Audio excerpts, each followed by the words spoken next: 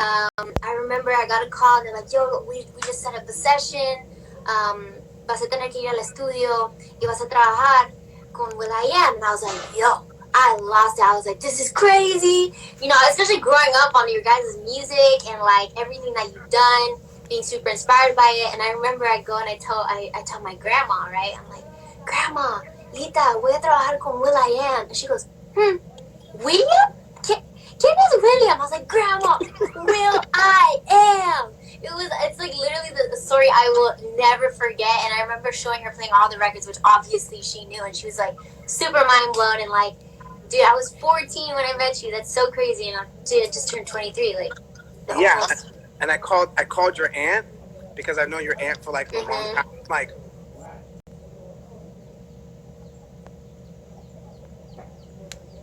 she was like, well, you know, I just wanted to respect your space, and like, I don't want to be one of those people that are like, yo, check out my niece. She's really talented. Well, it's like it's funny because Auntie Lisa was super. You know her. She's so chill. She's so chill. She's so relaxed and like kicked back. So like, anytime we would like hang out, obviously like I was doing what I was doing, but it was just kind of normal. You know what I mean? But yeah, no, I'm super excited for your guys' record. When did you guys plan to get Osuna on the record? Like, how did that come together? Okay, so remember we were walking through downtown. So I went downtown to see your video shoot, and I was and you were telling me, it was like, you know, Instagram. You hit them up on Instagram. I'm like, you hit them up on Instagram? Yes. I don't think you understand. For me, that information was like, wait a second. Instagram is how you like, because I've known you like your past and like how tough it was for you to like get music out. So when you told me like you found the path, I was like, Instagram? And so I was like, you know what? Let me take Becky G's advice. So I hit up Ozuna on Instagram. and so like, and then we did the parade with him. And he was like, yo, I got your Instagram. Like, yo, let's work. And so then I'm like, you know, everybody's busy. And so we were trying to like get in the studio. And then Ritmo started taking off. You know, so I could see in the beginning where people will be like, you know, Black Eyed Peas, you guys been around for a long time. You know, like, you know, and so J Balvin was the first one to be like, let's put it out. Yeah. And so from that explosion, Ozuna was like, let's get in. And so, but it took a while to like get everybody's a calendar. Yeah. Well, speaking to that, like, it's so crazy now, right? You think about it, like artists, especially in the Latin world, right, where I've been very just full on like touring, like, and even you guys too with the festivals, you know, in Europe, in Latin America, it's beautiful, but it's constant. It's like a constant thing, and like there's such a demand for artists, and now more than ever. I mean, you've been around way longer than I have, and I'm sure you really see the difference of what it was then to how it is now. It's like it's even more so the 24/7, because it wasn't like you can just lock up. You know, it's not like you can anymore just lock up in the studio and disappear for 6-8 months to make an album. People are like, what is an album? Like, why? I just want constant music, constant videos, constant connection, whether it's watching us through IG Live, eating breakfast with us through the social media.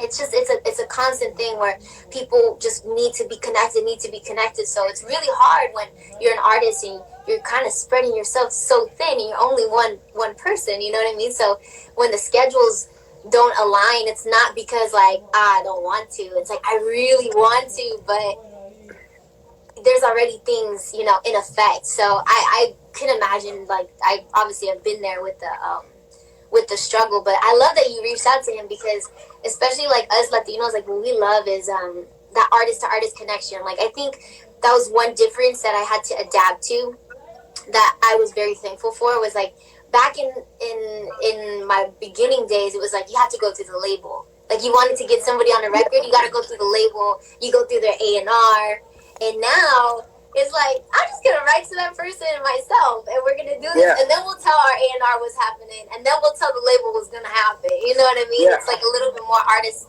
empowerment, which is really cool. It's really nice to see for sure. And then after I left your video shoot, when I went downtown, I Mm-hmm. immediately called App and Taboo. I'm like, yo, I just left Becky G's video shoot. She hit me with this knowledge nugget. She's like, it's about being on. Yeah. Like you have to be. It's not about putting out an album. It's about being on and staying on for a period of time. Mm-hmm. And you were the first person that I heard that perspective from. Mm-hmm. Like so, I left inspired. I left like so. I just want to let you know I may have been around for a long time, but I'm a student and I learned from that time in your trans. Thank you. No, and I learned that from you. I literally you know who you and Pitt, Mr. Worldwide. You two, since the get, were always the ones that every time I would see you guys, like catching up or whatever, it would always be like, "Are you learning? Are you learning? But have you learned anything? Are you still learning?"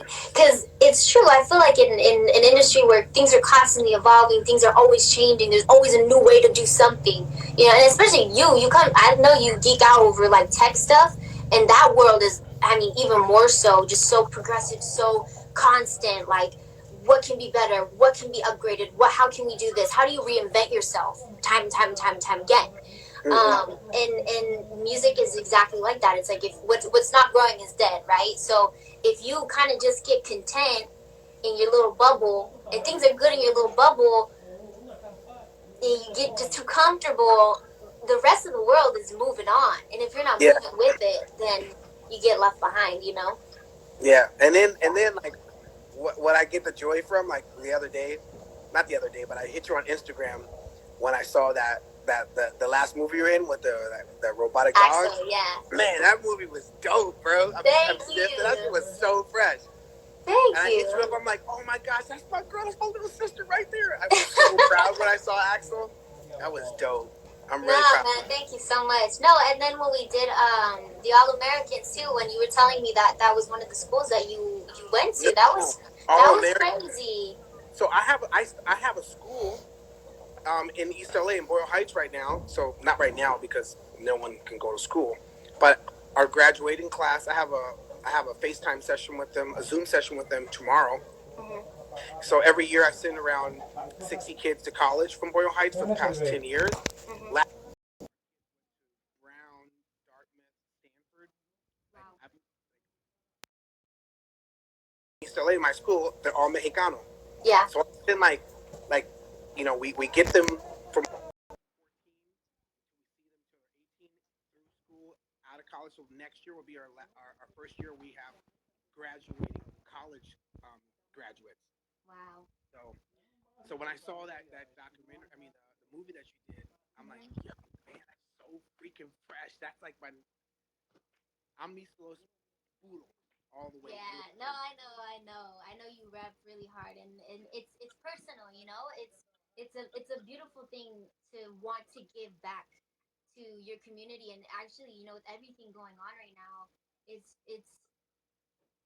really trying times. It's really trying times. I mean, especially if you're an artist that's anything like us who are still very connected to our roots, you know what I mean? Like very, I mean, I see it every day. I'm still in Inglewood. Like I haven't left.